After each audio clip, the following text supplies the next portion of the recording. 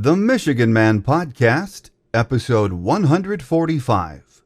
Michigan basketball prepares for its toughest stretch of the season. Are they ready? And it's National Signing Day. All this and more coming up on this week's show.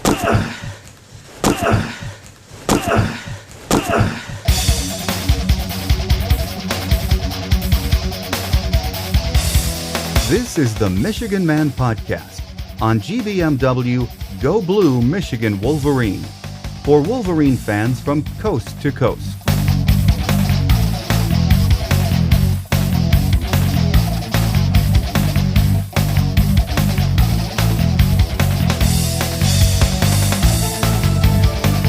Go Blue and welcome to the show.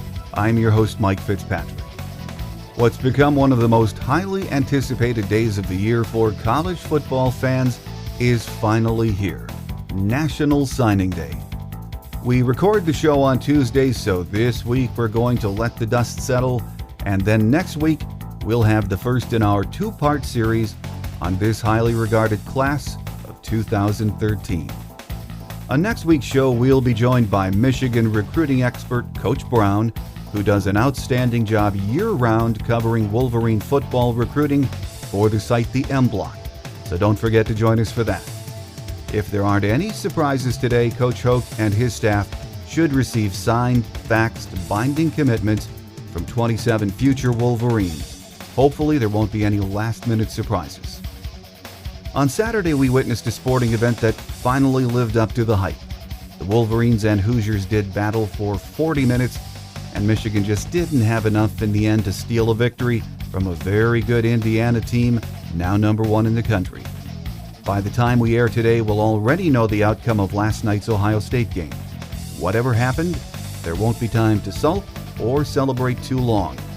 This weekend, Michigan travels to Madison to battle Wisconsin, and then Tuesday it's a bus ride to Breslin and a date with Coach Tom Izzo and his rapidly improving Spartans. In just a few minutes, basketball beat writer Nick Baumgardner from MLive.com will join us on Michigan Gameday with his take on a huge week in Michigan hoops. This past weekend, Coach Red Berenson and the boys picked up their first weekend sweep of the season. It was even sweeter that it came against arch rivals, Michigan State. This week, the Wolverines hope to keep the momentum going, but it won't be easy. They'll travel to South Bend this weekend for a two-game set with the Fighting Irish. Coach Barnes Arico got the women off to their best start in program history. Now things are getting tougher in Big Ten play. The ladies have lost 2 in a row and need to get things turned around this week. Coach Carol Hutchins and her number 15 ranked Wolverines kick off the softball season this weekend down in Tampa. The men will have to wait one more week before they get the baseball season underway. Next week, they'll travel to Berkeley for a 3-game weekend series with Cal. We'll have more on these stories coming up later in the show on Wolverine Quick Hits. It's not a do-or-die week for Michigan basketball, but it's close to that. Next up on Michigan Game Day, we'll be joined by the guy that covers the Wolverines for MLive.com, Nick Baumgardner, here on the Michigan Man Podcast on GBMW Go Blue Michigan Wolverine.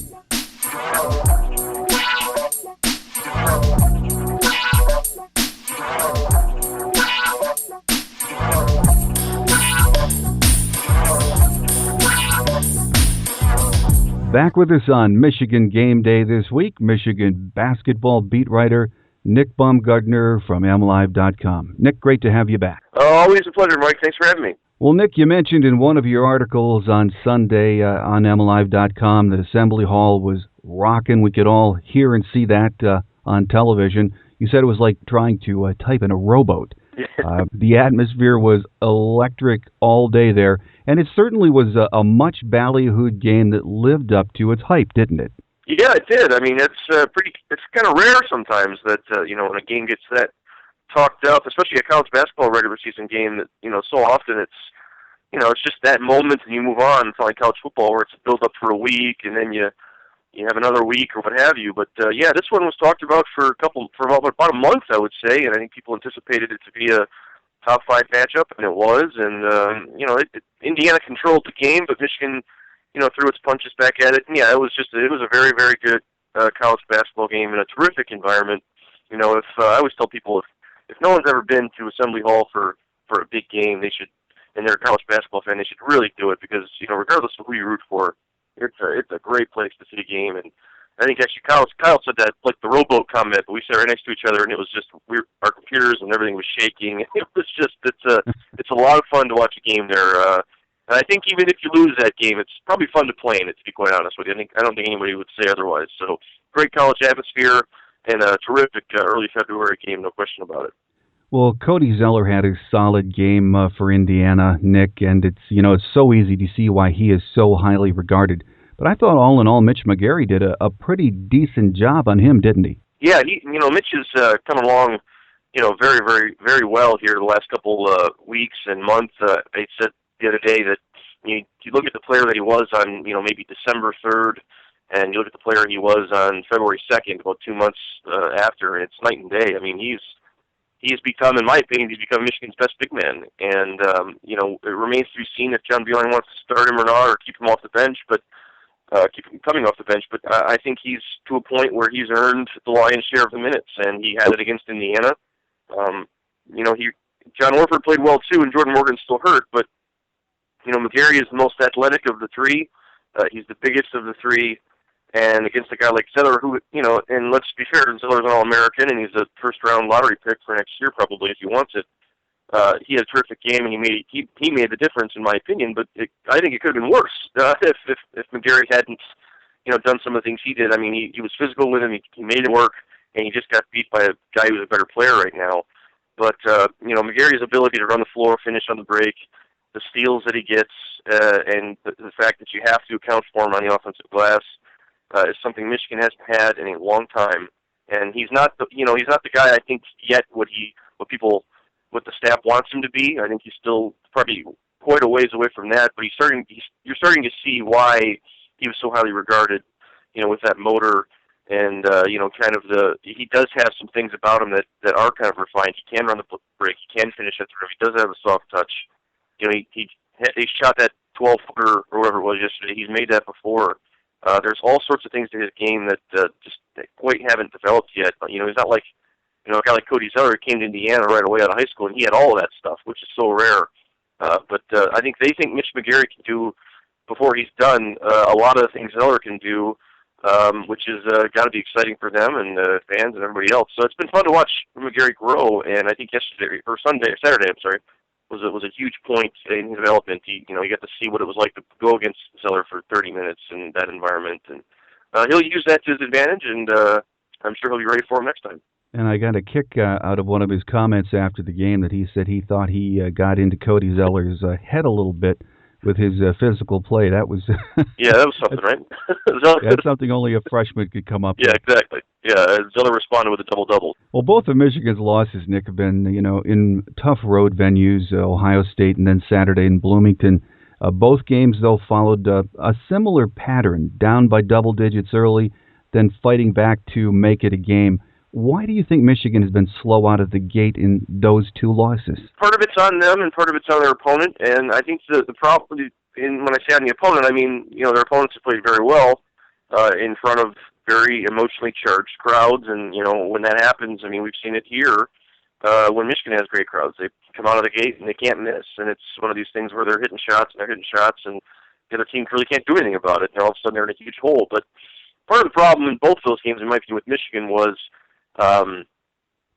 the defense could have been better in both spots, but if you look back and watch it, their offense, when Indiana's making their shots and hitting everything, Michigan's offense was not good. They were not getting good shots. They were not moving the ball. They were not doing what they normally do. And, John Beilein calls them shot turnovers, which is a great term for it because you're not committing a turnover and you're not just giving them the ball, but if you're throwing up an 18-foot jump shot with nobody under the basket and it's an easy rebound and transition, that's the turnover. I mean, it's a bad shot, and you're giving them the ball and you're giving them a run out.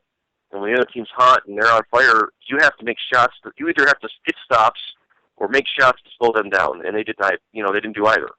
Against Ohio State, they really didn't do either, and it got really out of control fast.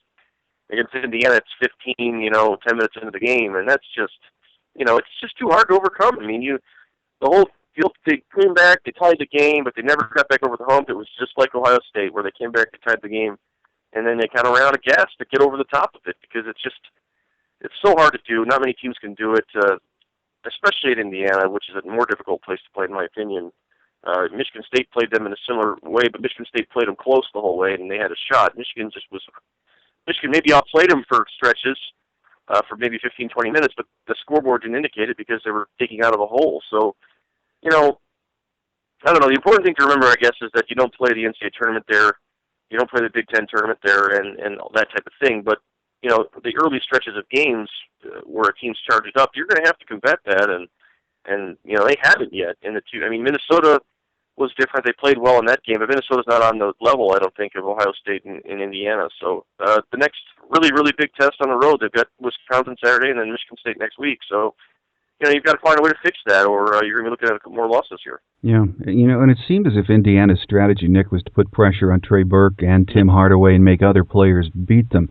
Two of those guys that were freshmen, we needed to step up. Nick Stauskas had the flu. Glenn Robinson just seemed really tentative. They just never could get in any kind of a groove, could they? Right, no. And that was, ultimately that's the difference, I think, and especially early in the game where you needed somebody else to help.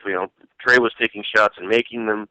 Tim Hardaway was taking shots and making them, but nobody else was. And, when you've got two other guys on your roster, and Stauskas and Robinson, that create for themselves and get their own shot, and they're not doing it, it's really difficult. I know Beeline had said that Stauskas didn't practice on Friday. He had the flu, so maybe that accounts for some of it. I'm not sure, but that was the second game where he really didn't have any kind of rhythm on the road. But at least he was taking shots. He was taking looks. He was being aggressive. He was doing things. Robinson wasn't doing any of that.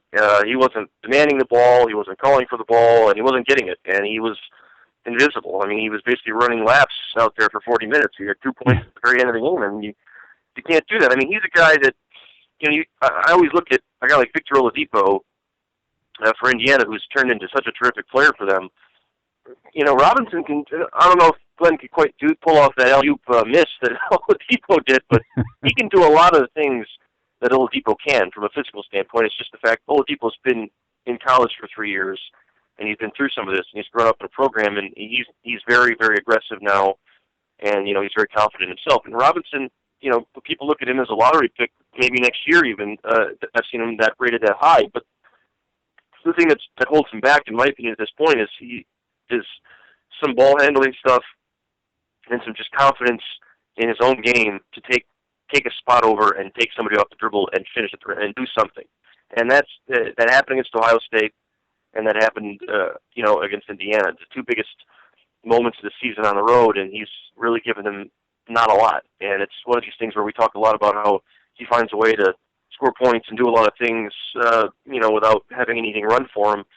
Well, Michigan does run a few things for him, and it's just, Indiana challenged him, and he did not respond. And it'll be interesting to see how he bounces back against Ohio State, but he needs to big time, because they can't win games like that without him. That's absolutely for sure, because he's their third best player, and Stauskas is right there too. So those two guys have to give more than that if they're going to do anything big for the rest of the season. And I guess what we have to keep in mind as fans, too, as we're watching Nick Stauskas and Glenn Robinson III, these guys are freshmen, and some of their most difficult games have been, they have been, the two games on the road, Ohio State and Indiana. They're going to learn how to cope with that and how to deal with an energized crowd like that. But that is a lot to ask of freshmen. Yeah, absolutely. It is. You're right. It's kind of the thing that we get tricked into in college basketball today, because so many teams play these guys. But, Michigan did play 5 freshmen yesterday, and that's, not a lot of teams do that. They're one of the youngest teams in the country still, even though they're a top 5 team. But, it's hard, and it's hard to, Beeline tried to dumb it down a little bit on Friday when he talked about how it's not that bad, or it's not as intense as you might think, but it is. It's really hard to play in there, and if you've never done it before, you don't know what to expect. And guys like Mitch McGarry, who don't seem to care about any of it, he was fine. He was fine against Ohio State. In my opinion, he was fine against Indiana. He's what he is anywhere, which is very rare. But other guys, they can, emotions will start running, and they can get nervous or whatever it might be, and they've never done it before, and it becomes a problem. And you definitely learn. And if they play there again, which they won't this season, But if they're here next year, they play there next year. They'll know what to expect, and it'll probably be a little easier for them. But that's just part of the gamble, I guess, of playing young kids. But at this point, too, you also have to say, this is game 22. That was game 22, and Glenn has started all 22 games, and Stauskas has started most of them. So I think at that point you just have to say, well, you guys, you've played all these games. We can't really call you a freshman anymore. You're going to need to, you're going to need to learn and adapt to that. And I think this is a good moment for them. This is a challenging moment for both those guys to say, kind of look at themselves in the mirror and say, I need to work on some certain things, and if we're going to go the places that we can, look what happens if I'm not there. So it's definitely a learning experience for both those guys, and I'm sure they'll both use it to their advantage, and they'll get a chance to prove it pretty quickly here, too. What did you think of the Victor Oladipo dunk with no time left? Did you think that was any kind of a big deal? No, I don't know. I think some people did, and well, the biggest thing to me is they didn't count it, right? I thought for sure it was good, but I guess they didn't count it. But yeah, I don't know. I mean, maybe it's made too much of, but I don't know. It was probably over the top, and he's probably emotional, I'm sure, because it was a big win for them. But to me, I don't see any sense in doing that stuff. It doesn't make any sense. If Michigan takes it as motivation and uses it positively going forward, and that's a mistake by Oladipo. I mean, it just kind of is. There's no reason to do that. You didn't win a championship or anything, and it kind of is what it is. But I don't think it was that big of a deal, but it was probably unnecessary, I think, at the end of the day. He did apologize to his credit. He apologized after the game. He said it was something he wished he hadn't done. But we'll see if anybody remembers it come end of March or middle of March, I guess, when they play the final game of the regular season here. But I wouldn't make too much of a deal about it. But probably something he wishes to get back, I bet. Our guest on Michigan Game Day today is Michigan basketball beat writer Nick Baumgardner from MLive.com. Nick, in your column on Monday, the headline was, "Is Michigan the real deal?" And, by the time this interview airs on Wednesday, the Ohio State game will have been played. Then it's on to Madison this weekend, followed by a trip to the Breslin Center next week. For better or worse, we're going to know a lot more about this team after that stretch, aren't we? Yeah, absolutely. This is the big one for Michigan. Every team in the Big Ten goes through one of these this year. And you can't hide from it. We've talked about this. I've talked about this with you, Mike, this season. How this league is so tough and so deep, and you find out at some point, where you stack up. Water always levels out, or whatever you want to call it. And this is the moment for Michigan where, if you can survive this stretch, looking okay, then you're in excellent position to win this league. If you don't, then I wrote that they can't win the league this week, but I think they can lose it in this 8-day stretch. If you go 0-3 for the rest of the way and you end up 0-4 with this 4-game period with Indiana, then I think you're sunk. I mean, I don't think you have much of a chance. But if you go 2-2 or 3-1 even in it, then you're in great shape. But it's just one of these things. It's one of these stretches there where I think teams, if they're not already together and they don't already know what they have, they'll find out really fast. After this thing, it's not the end all be all, but it's a big one because it's like you said. By the time I guess this goes up, the Ohio State game's a big one, obviously, because that was a revenge game or what have you, and an opportunity for that. But that's at home, so it's a little less demanding, I think. The Wisconsin on the road, they haven't beat Wisconsin. Michigan hasn't beat Wisconsin since Bo Ryan's been there. 99 was the last time they won there.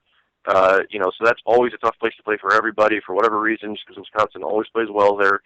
And then, obviously Tuesday against Michigan State is, Michigan State's a good team this year, and I think they're probably a little tired of hearing about how good Michigan is, to be quite honest with you. So it's just not a fun place to play, and it's not easy to play there, and it's one of those things similar to Assembly Hall. You have to play almost perfect to win, and you just don't have any room for error in this 8-day period. And their regular season defining periods, in my opinion. It doesn't get any harder for Michigan in this stretch. I mean, it's still difficult for the rest of the way after that, but there is no 8 or 9 day period where it's any harder for the rest of the season. So this is where we find out a lot. This is where we find out who's capable of giving the big minutes and making the big shots outside of Burke and Hardaway. Who's capable? Can McGarry continue to develop more? Can Horford develop more? Is Jordan Morgan healthy? All these questions that we still have. We know they're good, and we know that they're a top 10, top 5 team, and I think they've earned that respect at this point. But they've got to sustain it, and they've got to be contenders in this league. And we'll find out here very quickly if that's all true. Well, Nick, Jordan Morgan only saw about 2 minutes of action on Saturday. How is his ankle sprain coming along? I think it's fine. For the most part, I got the feeling we don't really say as much, but I got the sense that he wasn't 100%, but he was good enough to play. He didn't practice at all on Friday, and Saturday, I think, I'm assuming they went out for the shoot around, and he did some things, and they thought, and they, I'm sure they asked him, do you think he can do it? And he asked him if he wants to play. I'm sure he said yeah, because it was a big game. But he had no ankle brace on. I watched him a lot in warm-ups, and he was moving fine. I'm sure it's probably just an adjustment of you need to get back into the rhythm of things and all that. So I think it's coming along, but I got the sense that it wasn't 100% yet, which was natural. It was only less than a week removed from it, and that thing looked pretty bad on the replay, the ankle twist. So I think it's getting better, but I don't think it's quite all the way there yet. We'll see what happens moving forward, but I think you take the good thing out of that was the bad thing was that Morgan got hurt and you couldn't use him, but the good thing was Horford and McGarry got a lot more minutes and got a lot better, I think, in a win and a loss. So hopefully for Michigan, Morgan can come back and provide that third person, which would be huge going forward. And we'll see. It doesn't look like it's going to be anything that lingers, so that's probably a good thing moving forward. Well, Nick, you've seen this team through 22 games now, and we know this team has the physical talent to compete with anyone. Mm-hmm. But do you get a sense they have the mental toughness it's going to take to stay in this Big Ten race with so many tough back-to-back games coming up? Yeah, that's the thing I'm still trying to figure out, and I think we'll find out in this stretch here. I always go back to they struggled at Ohio State and they struggled at Indiana, but they fought back in both those games. Both those games could have been 30-point, 40-point losses, and they could have been just embarrassing blowouts. But they came back, to even in both of those games. And then, the Minnesota game after they'd lost to Ohio State, and Minnesota's not maybe what we thought they were, but they're still a pretty solid team, and that's a great environment on the road. And they came back and won that game, and they had been down 20 at some point. So, yeah, I think they are. I do. We know, like you said, we know they have enough talent to beat anyone in America, and absolutely anyone anywhere. It's just a matter of, on the day, in the moment, can you put it together for a full 40 minutes in those situations? And they did against Minnesota, they didn't against Ohio State and Indiana, and that's why they had 2 losses. But I think they can. I do. I think when you have a guy like Trey Burke who just isn't afraid of anything, who isn't afraid of any moment, and he was great, and that was a thing, I don't think we mentioned this. On Saturday, the reason why that thing didn't get really out of control, in my opinion, was Burke. Because against Ohio State, he really looked off. Against Indiana, he was smart. I mean, he took a lot of shots because they made him take a lot of shots, but he was sticking shots, all over the place in really tough spots, and I think the team saw that and calmed down and kind of gathered themselves. When you have a guy like that who doesn't seem to be scared of any stage or any moment and is arguably the best player in the country, then I think you have enough to rally around, and I think they do have enough mental toughness in their tank to win this league. Now you're going to need breaks, and that's going to be the difference, I think, at the end of the day. So we'll see if it all comes together for them. But I think they have what it takes. They still do. I'm not going to jump away from that just yet. Well, as Michigan fans, we haven't been treated to basketball this good in well over a decade. So hey, whatever happens, right. I think John Beilein has at least energized this fan base. And he's made Michigan basketball just a lot of fun to watch again, hasn't he? He has, and that's something he'll never admit in the season. He's still entrenched in it all, but I think you talk to him in the summer or something like that, and he looks back on it. Even if they don't get all their goals, but still have a good end of the season. Yeah, they've become relevant, and they've become something where you're going to be in the national conversation now for the near future, and that just like you said, that just hasn't happened, and it didn't happen for a long time, and it's. I think it's been very refreshing for a lot of people who I think were big basketball fans in the 90s and, were soured away for any number of different reasons, deservedly so or rightfully so. And, I do. I think they've turned a corner. I think I think now you're at a point where you're expecting to compete for a league title every year, and I think you're competing for Final Fours. And that's where everybody wants to be. That's where Michigan State is. That's where Ohio State is. That's where Indiana is now. And that's where Michigan seems to be at now. And if that's just good for everyone involved. That's good for Michigan fans. That's good for Big Ten fans. And that's good for college basketball, I think, in general. Because Michigan needs to be at this spot. They're traditionally, over the years, since the 60s, a very good basketball program. They have been forever. When they were gone for 10 years, to me, it just felt weird because for so long you were so used to seeing them be in that conversation. Maybe not the best out there, but they were there, and they were a team that you were going to have to work to beat. And it was important, I think, for Beeline to do this. This was his ultimate rebuild, I think. He's the master rebuilder. I think this was the ultimate task. At the end of his career, this will be his last stop. He's rebuilt it, and now he says he wants to stay around and see what he can do with it. So I think from that standpoint, I think the mission's accomplished. I think they've rebuilt it. Now they just got to sustain it, and maybe that's the harder part. I don't know, but I'd be hard to argue that if it is the harder part. I think the hardest part was getting out of the darkness that they were in and coming back to this level. I think a lot of fans are enjoying it, and they're a lot of fun to cover. So still got a month and a half or whatever it is to go, maybe longer, and it'll be a lot of fun to watch. Big stretch coming up, and let me remind all of our listeners to follow Nick Baumgardner, Michigan basketball beat writer for MLive.com, with his great coverage on the site, and I will, of course, post the link on my show notes page. So, Nick, it's been great having you back on the show. Always great insight as to what's happening with the Wolverines, and we look forward to the next time. My pleasure, Mike. Thank you. Coming up next, Wolverine Quick Hits, here on the Michigan Man Podcast on GBMW Go Blue, Michigan Wolverine.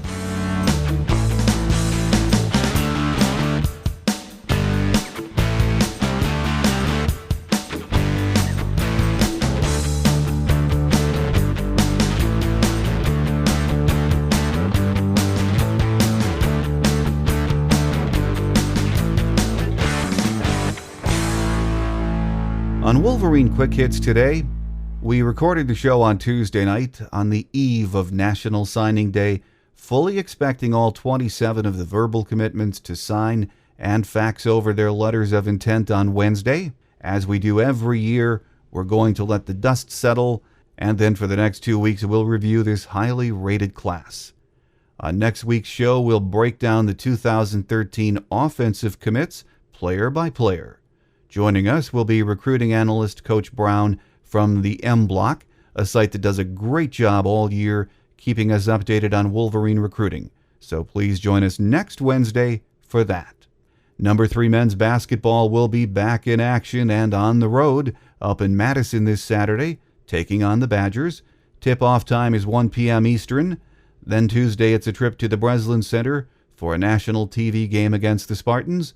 Game time is set for 9 p.m. Eastern and will be broadcast on ESPN. The University of Michigan women's basketball team dropped a 61-46 decision to Michigan State on Monday night at the Breslin Center. MSU went on a 24-4 run that spanned the end of the first half and the beginning of the second half to put the game out of reach. Senior forward Nia Jordan recorded her third double-double of the season, scoring 12 points and grabbing 10 boards. Senior guard Kate Thompson scored 11 points, and senior forward Rachel Sheffer chipped in 12 points and 5 rebounds. MSU shot 42.4%, 25 for 59 from the floor for the game, compared to Michigan's 32.1%, 17 for 53. U of M hit just 3 of 20 from beyond the three-point arc.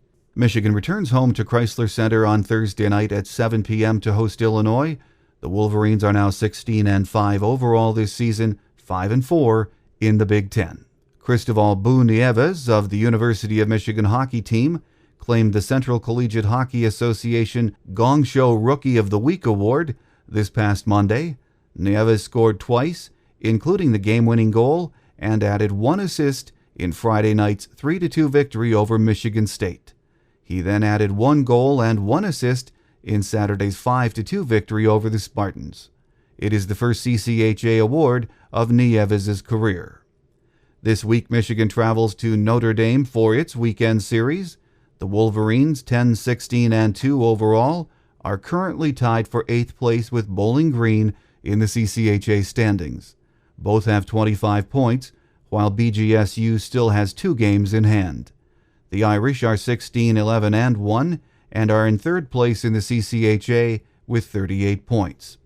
Friday's game starts at 7:35 p.m. and will be aired on the CBS College Sports Network, while Saturday's game will have the opening face-off at 7:05 p.m. and will be shown locally on Comcast. Haley Wagner of the University of Michigan softball team was selected to the 2013 USA Softball National Collegiate Player of the Year preseason watch list. Wagner is just one of 8 sophomores across the country tabbed for the list. Haley collected both the Big Ten Pitcher of the Year and Big Ten Freshman of the Year awards for her play last season. She became just the second player in conference history to earn both honors in the same year, joining U of M's Kelly Kovac. Last season, Wagner led the Wolverines in the circle with a 32-7 record, 1.53 ERA, 28 complete games, and 159 strikeouts. She set a Maize and Blue single-season record with 50 appearances, and her career .821 winning percentage is currently third all-time in Wolverine history. Wagner also hit 4 home runs and collected 15 runs batted in.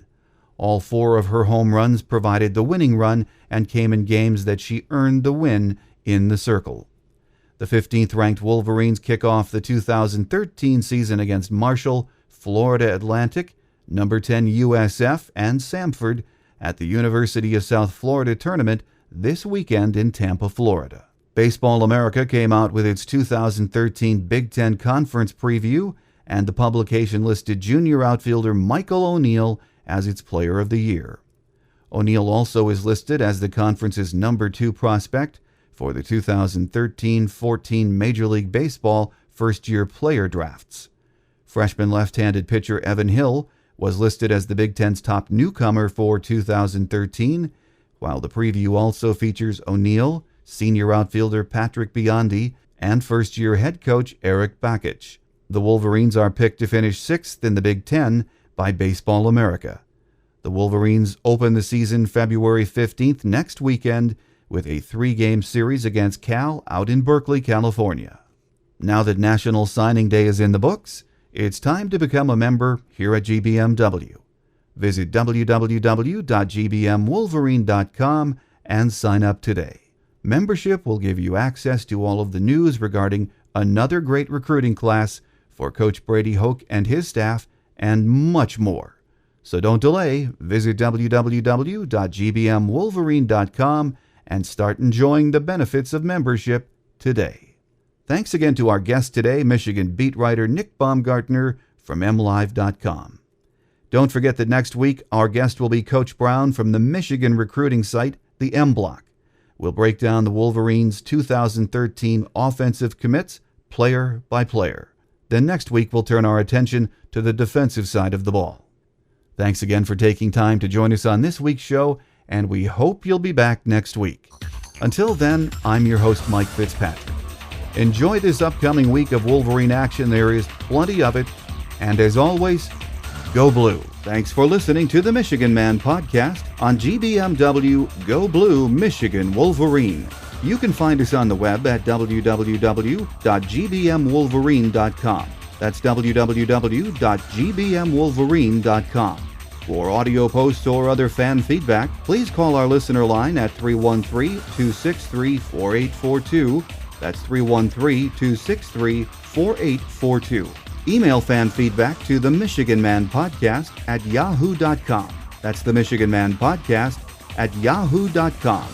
The Michigan Man Podcast on GBMW Go Blue Michigan Wolverine is produced at the studios of Robin Lynn Productions, Allen Park, Michigan. The Michigan Man Podcast is not affiliated with the University of Michigan. Go Blue!